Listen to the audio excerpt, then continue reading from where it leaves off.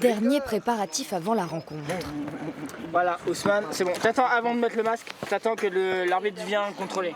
Pour s'assurer que les 8 joueurs de champ soient sur un pied d'égalité, tous totalement privés de la vue. Les footballeurs peuvent s'orienter grâce à la balle équipée de grelots. Ils comptent aussi sur la voix de leurs gardiens voyants et celle des guides placés derrière les buts adverses. Collectif 2 mètres corner, viens. Vaille. Oui, Fredo, rentre, ferme, encore. Et de leur coach, placés au milieu de ce terrain de taille réduite. Allez Ousmane, c'est pour toi. Fais gaffe derrière. En fait, nous, c'est de les guider, de leur permettre d'avoir la balle et de marquer le plus possible et se faire des passes.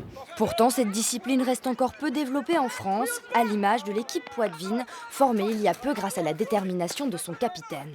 C'est un énorme plaisir d'avoir une autonomie, de se sentir dans l'activité sportive que beaucoup de jeunes n'ont pas la possibilité malheureusement de le faire.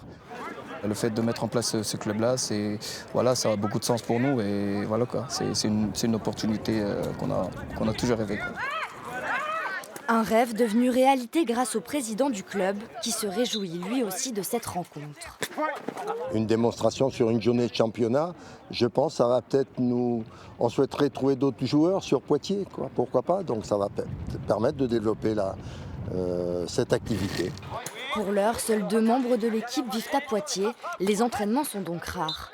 Alors si ce match se solde par une défaite, tous attendent déjà la prochaine étape du championnat de France à Mérignac pour prendre leur revanche.